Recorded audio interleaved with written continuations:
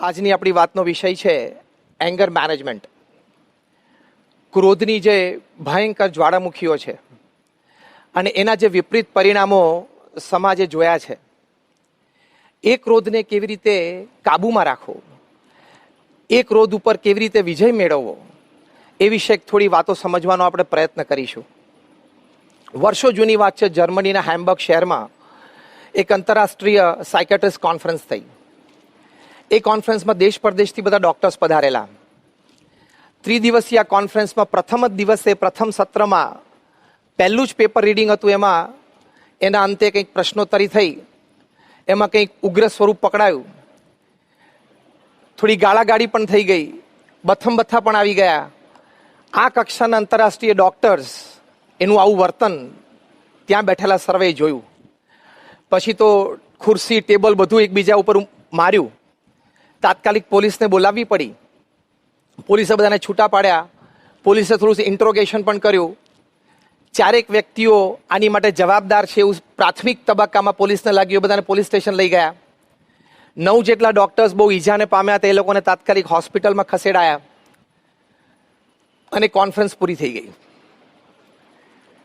આ કોન્ફરન્સનું શીર્ષક હતું, એનો મધ્યવર્તી વિચાર હતો કે ક્રોધ ઉપર કાબુ કેવી રીતે મેળવવો. આ જ સાયકેટ્રિસ્ટ સામાન્ય સિવિલિયન્સને સલાહ આપતા હોય છે કે ક્રોધ ઉપર કાબુ કેવી રીતે મેળવવો, પણ જ્યારે પ્રસંગ બન્યો ત્યારે આ અનાદિ દોષ ઉપર લેશ પણ સંયમ રાખવો એ ઘણી દુષ્કર વાત બની જાય છે. એટલે ભગવાન સ્વામિનારાયણે એમના વચનામૃત લોયા પ્રકરણમાં પહેલામાં વાત કરી છે કે જો થોડો પણ ક્રોધ ઉપજે તો પણ એ અતિશય દુઃખદાયક છે. ભગવાન સ્વામિનારાયણે આ વચનામૃતમાં ક્રોધને વાઘ સાથે, દીપડા સાથે, કાળા સર્પ સાથે સરખાવ્યો છે. ભગવાન સ્વામિનારાયણે કીધું કે જેમ વાઘ હોય, દીપડો હોય, કાળો સર્પ હોય,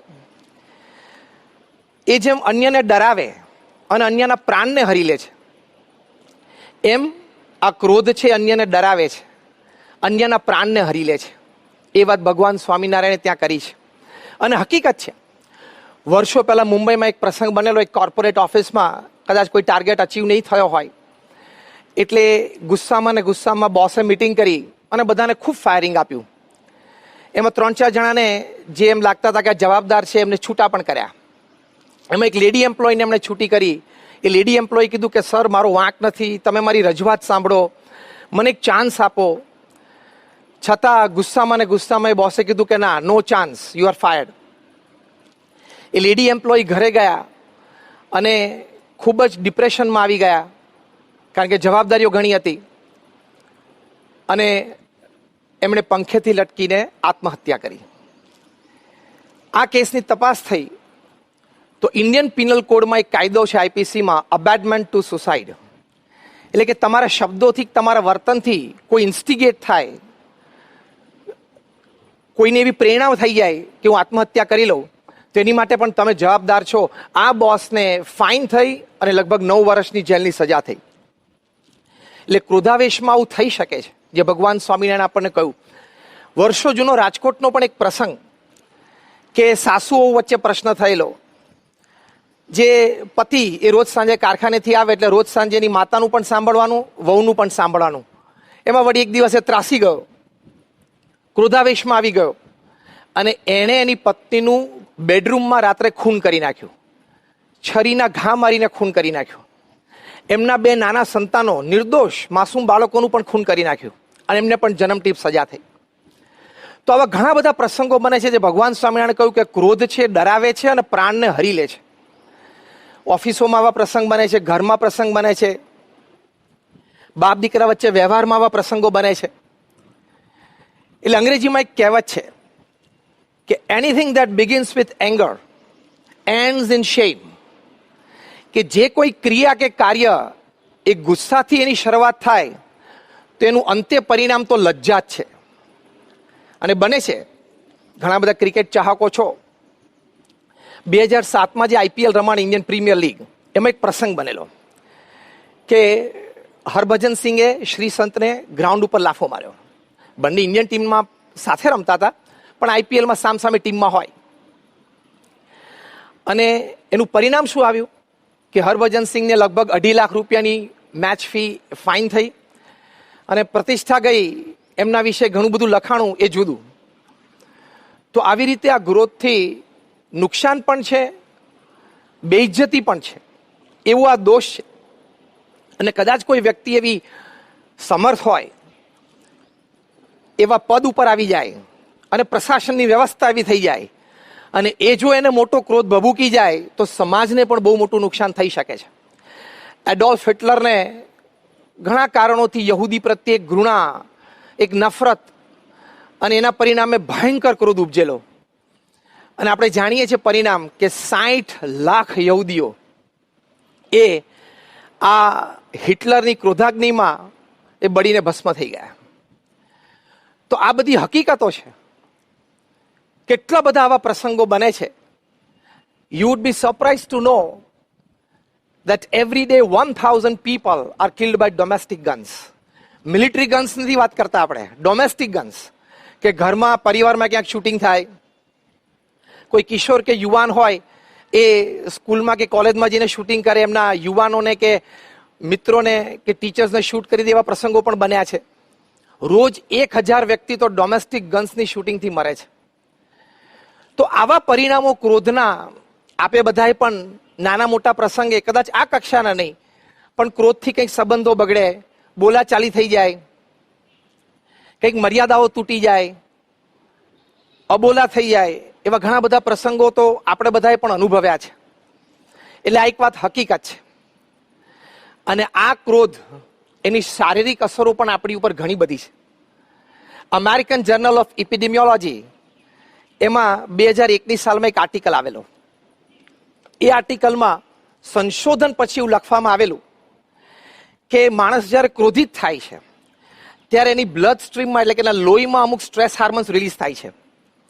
અને એ હાર્મોન્સના લીધે એનું બ્લડ પ્રેશર વધે છે, હાર્ટ રેટ ઇરેગ્યુલર થવા માંડે, મોટી ઉંમર હોય તો હાર્ટ એટેક પણ આવી શકે, અને લાંબે ગાળે કેન્સરની પણ શક્યતા છે, જે ક્રોનિક એંગરમાં રહેતા હોય, એટલે વારે વારે નાના નાના પ્રસંગે ગુસ્સામાં આવી જતા હોય, એની વાત છે.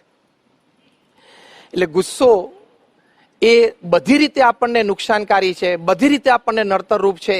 એક વાત હકીકત છે જે આપણે સૌ પણ જાણીએ છીએ, પણ આપણે એને કંટ્રોલ નથી કરી શકતા.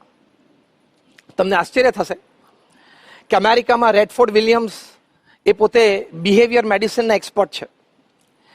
એમણે કહ્યું કે દુનિયામાં 20% લોકો એક ક્રોધિત પ્રકૃતિ ધરાવે છે. બહુ વર્ષો સુધી એમણે એંગર મેનેજમેન્ટ ઉપર સંશોધનો કર્યા છે. બીજા 20% લોકો એવા છે જે કેઝ્યુઅલી ફ્રી લિવિંગ જેવા છે, એટલે કે આમ ચલાવી લે, મોટું મન રાખે, જતું કરે. બાકીના આપણે બધા આ બેની વચ્ચે ક્યાંક ને ક્યાંક અમુક પર્સન્ટેજમાં રમીએ છીએ. હવે આપણને કેવી રીતે ખબર પડે કે આપણે હાલતું ચાલતું પ્રેશર કુકર છીએ કે નહીં? તો રેડફોર્ડ વિલિયમ્સે એમના સંશોધન પરથી કહ્યું કે પહેલું, આપણે ક્રોધિત પ્રકૃતિ છે કે નહીં એ તપાસ કરવા માટે કે આપણામાં નેગેટિવ ફિલિંગ્સ કેટલી ઉત્પન્ન થાય છે. પ્રસંગે, વાતમાં, વ્યક્તિઓ સાથે સંબંધમાં વારાઘડીએ નેગેટિવ ફિલિંગ્સ ઊભી થતી હોય તો સમજવાનું કે આપણી થોડી ક્રોધિત પ્રકૃતિ છે. બીજું એમણે કહ્યું, અગ્રેસિવનેસ, આક્રમકતા હોય, આપણા મન પ્રમાણે વાત બની નહીં, આપણા મન માટે થોડો ફેરફાર કર્યો, આપણા આયોજનમાં થોડોક ફેરફાર થયો, એમાં તરત આપણે આક્રમક થઈ જઈએ, તો એ સમજવાનું ક્રોધિત પ્રકૃતિ છે. ત્રીજું એમણે કહ્યું, સિનિસિઝમ.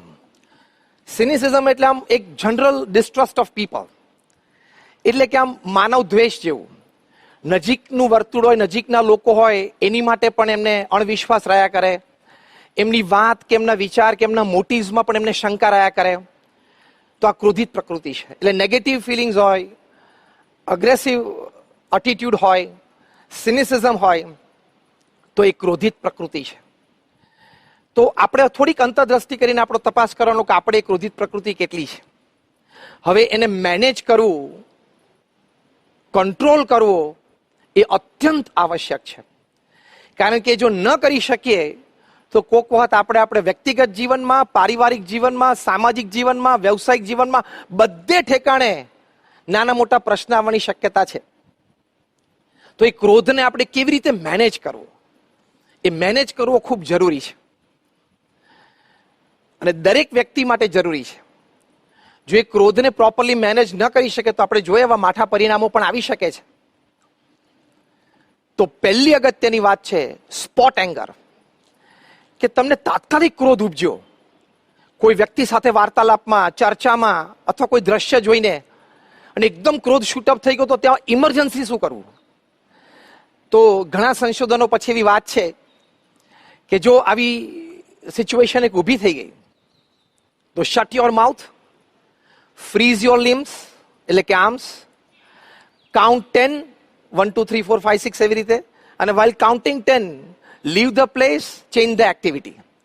એટલે કે તમારે મોઢું નહીં ખોલવાનું, હાથ નહીં ચલાવવાના, મનમાં 1 2 3 4 5 6 એવી રીતે ગણી એ જગ્યા છોડી દેવાની અને બીજી ક્રિયામાં પ્રવૃત્ત થઈ જવાનું. આ એમનો ઉપાય છે, અને આ ઉપાયથી ઘણા બધાને પોતાના ક્રોધ ઉપર સંયમ આવ્યો છે. પણ આપણે તો ભગવાનના ભક્ત છીએ, તો આપણે કાઉન્ટ 10 કરીએ એની કરતાં આપણે તો સ્વામિનારાયણ સ્વામિનારાયણ સ્વામિનારાયણ એવી રીતે ભજન કરી શકીએ, તો એનાથી ઘણો બધો લાભ છે. ગુલઝારીલાલ નંદાને આ લાભ થયેલો. ગુલઝારીલાલ નંદા એક વખતના ભારતના કેન્દ્ર સરકારના પ્રધાનશ્રી હતા, અને ત્યાર પછી કાર્યકારી પ્રધાનમંત્રી પણ બનેલા. એ બ્રહ્મ સ્વરૂપ શાસ્ત્રીજી મહારાજના યોગમાં આવેલા. બ્રહ્મ સ્વરૂપ શાસ્ત્રીજી મહારાજ જેઓ આ BAPS સંસ્થાના સ્થાપક અને પરમ પૂજ્ય પ્રમુખ સ્વામી મહારાજના દીક્ષા ગુરુ, એમના શિષ્ય પણ એ થયેલા. એક વખત એમણે નિષ્કપટ ભાવે શાસ્ત્રીજી મહારાજને કહ્યું કે સ્વામી, મને ક્રોધ બહુ આવી જાય છે. અને એવો ક્રોધ એમને આવતો કે પોતે લખતાઓને જો ક્રોધ આવે તો પેન પછાડીને તોડી નાખતા. આ બધી જ વાત એમણે શાસ્ત્રીજી મહારાજને કરી. ત્યારે શાસ્ત્રીજી મહારાજ એમને કહ્યું કે તમને ક્રોધ આવે ને ત્યારે તમારું મોઢું ખોલવું નહીં અને મનમાં સ્વામિનારાયણ સ્વામિનારાયણ સ્વામિનારાયણ 10 વખત બોલવું, અને પછી ક્રોધ રહે તો કરવો. ગુલઝારીલાલ નંદાને આ વાતમાં વિશ્વાસ, એમણે આ પ્રયોગ કર્યો, અને આશ્ચર્ય વચ્ચે એમનો ક્રોધ આ પ્રયોગથી શમી જતો. તો જો ભગવાનના નામ સ્મરણથી આપણે સ્પોટ એંગરને ઇમરજન્સી ટ્રીટમેન્ટ તરત આપી શકીએ છીએ, અને એનાથી આપણને લાભ થાય છે. એટલે આપણે પણ ઘરમાં કદાચ કોઈને ક્રોધ ઉપજે, પરિવારમાં, વાતચીતમાં, ચર્ચામાં, આયોજનમાં, વ્યવસ્થામાં, કોઈ નિર્ણયમાં, તો જે વ્યક્તિને ક્રોધ ઉપજે એમને તાત્કાલિક શાસ્ત્રીજી મહારાજ આપણને જે ઉપાય બતાવ્યો છે, આંખ બંધ કરીને મોઢું બંધ રાખીને સ્વામિનારાયણ સ્વામિનારાયણ બોલું, કદાચ એ વ્યક્તિ આવેશમાં એ ન કરી શકે, તો સામે આપણે તમામ પરિવારજનોએ તો તાત્કાલિક સ્વામિનારાયણ સ્વામિનારાયણ સ્વામિનારાયણ બોલવા જ માંડવું, અને આપણે તો ઊંચા સ્વરે બોલવું.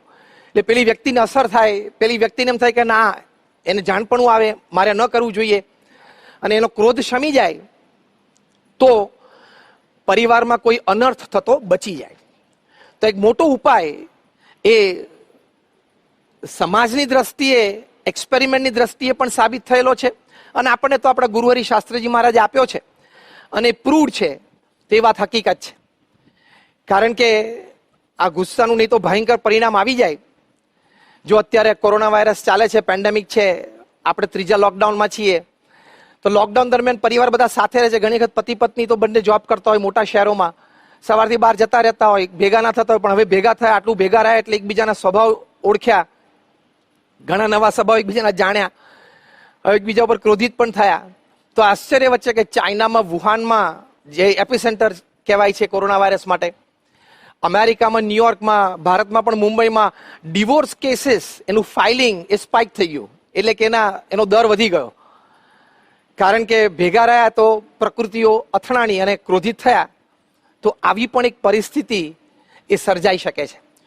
તો જો મહાપુરુષોના ઉપદેશથી અને મહાપુરુષોના ચરિત્રથી આપણને આ વાત સમજાય છે કે આ સ્પોટ એંગરને કેવી રીતે પ્રોપરલી મેનેજ કરો, તો એ આ ચરિત્ર પરથી આપણને ખૂબ સુંદર રીતે શીખવા મળે છે. કારણ કે જ્યારે આપણે ગુસ્સાની અવસ્થામાં ભગવાન સાથે જોડાઈએ છીએ, ત્યારે સાયન્ટિફિકલી પ્રૂવ થયેલું છે, એક્સપેરિમેન્ટલી, ક્લિનિકલી એ વાત સાબિત થઈ છે કે આપણને હાર્મોન્સ રિલીઝ થાય છે અને આપણને રિલીફ થાય છે.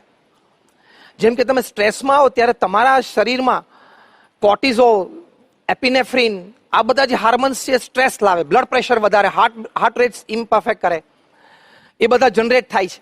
પણ તમે જ્યારે ભગવાન સાથે આ ક્રોધિત અવસ્થામાં પણ તમે જોડાઓ, પ્રાર્થનાના રૂપે, નામ સ્મરણના રૂપે, સ્મૃતિના રૂપે, ત્યારે એન્ડોફિન નામનું એક હાર્મોન પણ રિલીઝ કરે છે બ્રેઇન કમાન્ડ કરે ને રિલીઝ થાય.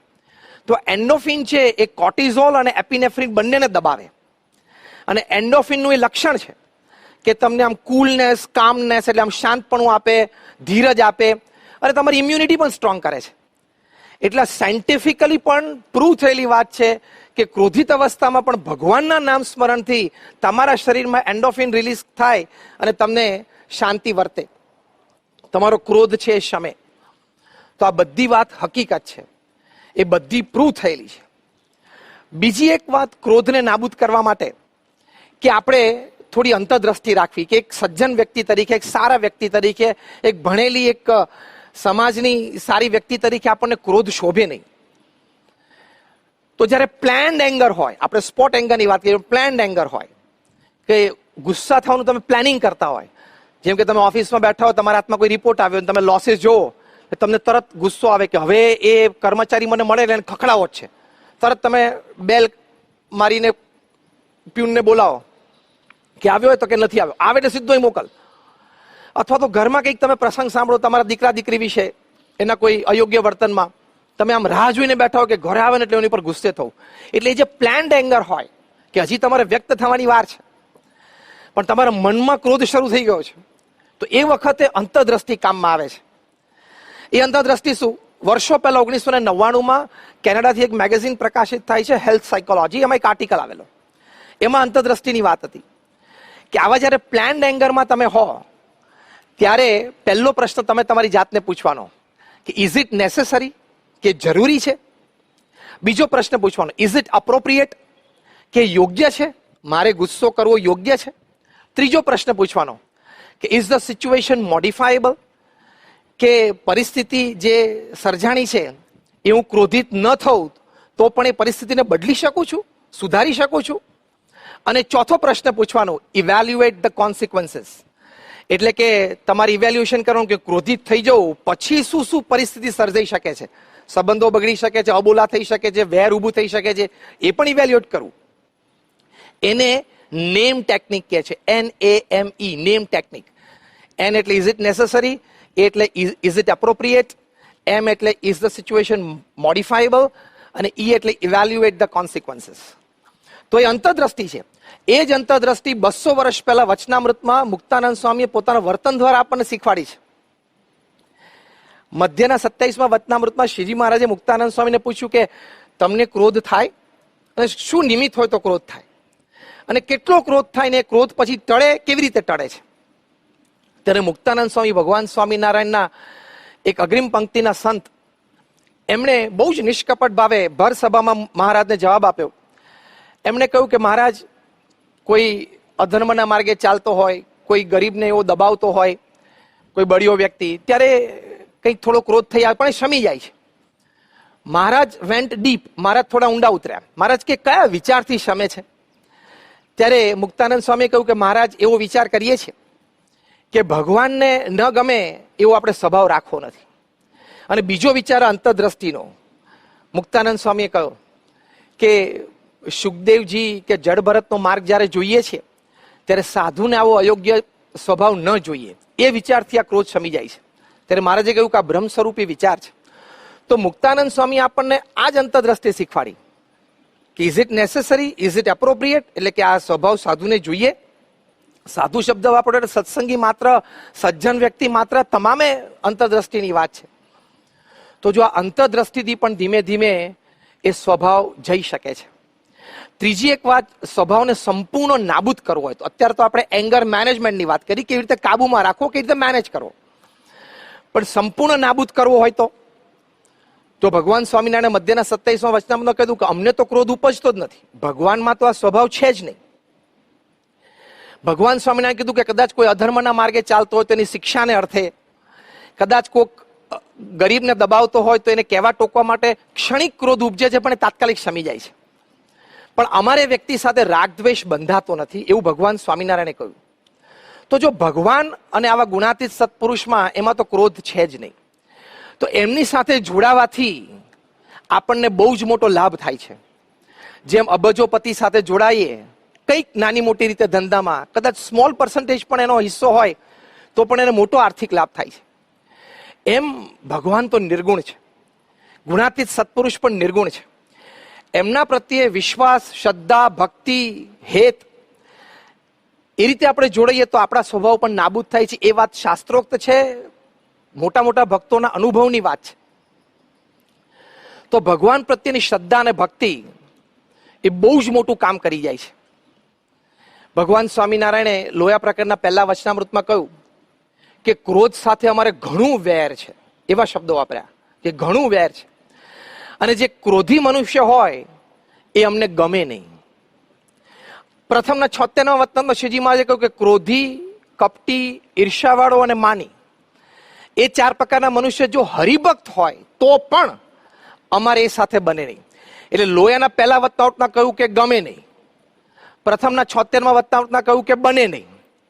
તો હવે જો ભગવાનને આપણે ક્રોધિત પ્રકૃતિ રાખીએ તો એ ગમતું નથી ને આપણી સાથે બનતું નથી, તો આપણું ભક્ત પણ લાજે ને. એ વિચારથી પણ આ ક્રોધ નાબૂદ થઈ શકે છે, એ ક્રોધ સંપૂર્ણ રીતે જઈ શકે છે. તો એ પ્રયત્ન પણ આપણે ચોક્કસ કરવો જોઈએ કે આ વિચારની દ્રઢતા એ રૂપી જે પ્રયત્ન, તો ભગવાન અને સંતના વચનમાં વિશ્વાસ, અને એ વિશ્વાસથી એ બહુ જ મોટું કામ થાય છે, એ વાત હકીકત છે.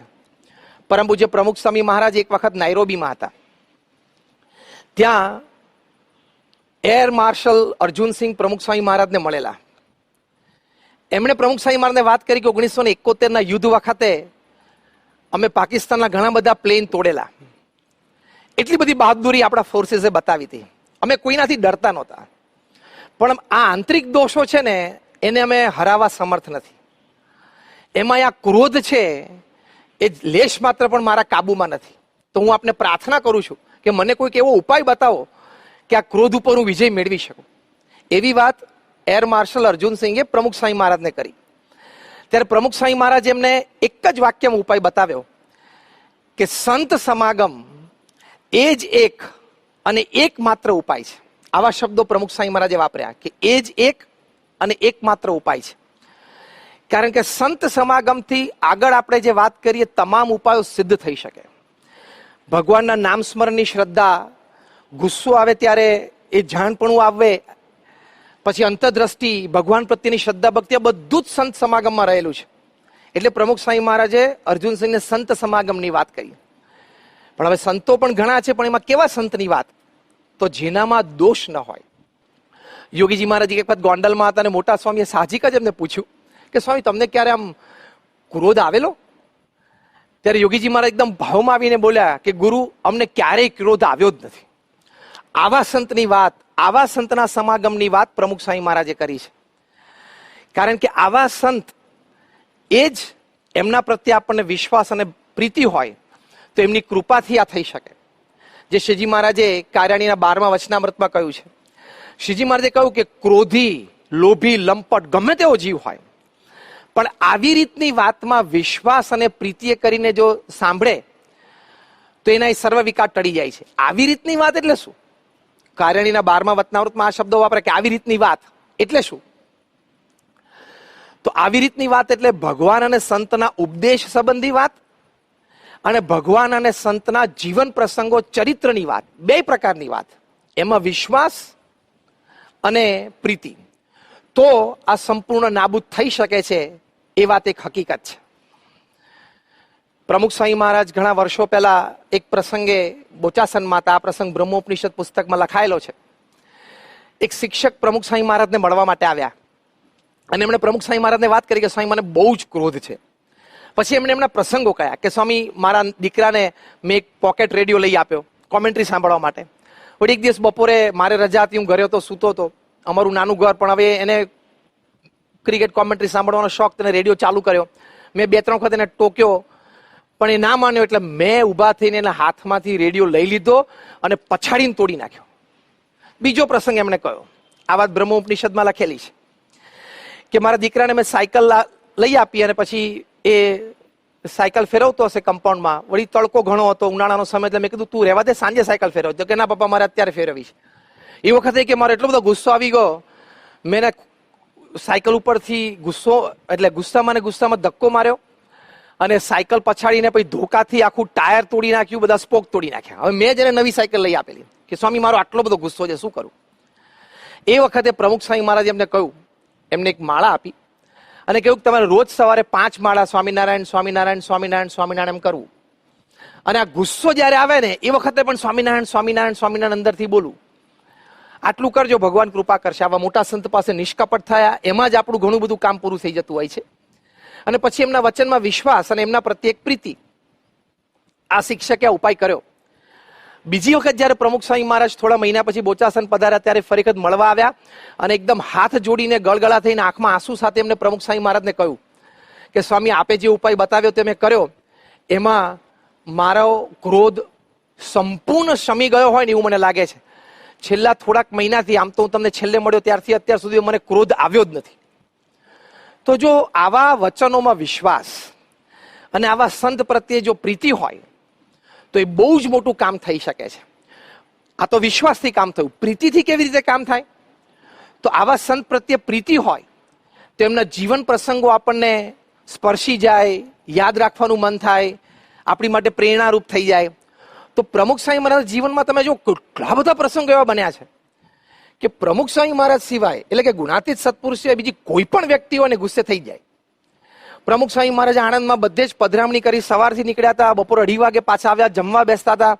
એ વખતે એક વ્યક્તિ આગ્રહ કર્યો કે મારા ઘરે આવો. અમારા વડીલ સંત પૂજ્ય વિવેક સાગર સ્વામી સાથે એમને સમજાવ્યા કે જો 2:30 વાગી ગયા છે, પ્રમુખ સ્વામી મહારાજની ઉંમર તું જો, સવારથી પધરામણી, કે તારા ઘર પાસે આવી ગયા પણ બંધ હતું. કે ના સ્વામી અત્યારે જાઓ. વિવેક સાગર સ્વામી કે અમે પછી બીજી વખત આવશું ત્યારે આવશું. એ કે ના અત્યારે જાઓ.